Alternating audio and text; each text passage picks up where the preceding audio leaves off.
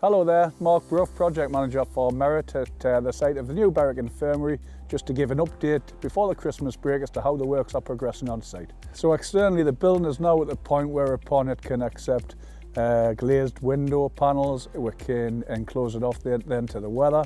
We can start fitting the panelling systems that are fitted to the steel frame structure that you see. Behind me, we will start to bring in the large plant and equipment that'll sit in the external compound. So we've recently installed the remaining 9 pods onto the rooftop. That gives an overall total of 17. The 17 pods that are installed are split into 4 individual zones.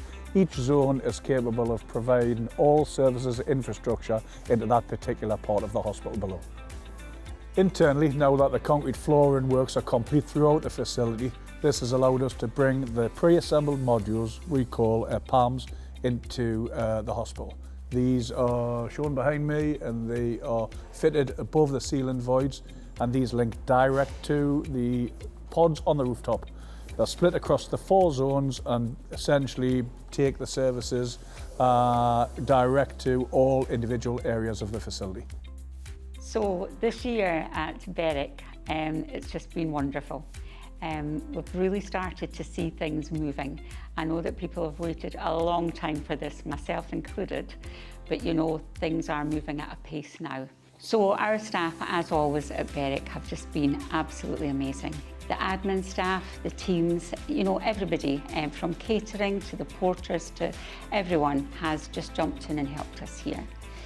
I truly think it will be one big happy family, as in we've got loads of skills there. These skills are, we depend on each other, but we can link in very, very quickly with each other, and having everybody in the one building, I think just makes, you know, it contributes so much to good communication, good ideas, what can we think about next, what could we bring in, that kind of thing. So I do think that, you know, that is very exciting as well. So wishing everybody a very happy Christmas and a very happy and healthy 2025 and into our new hospital.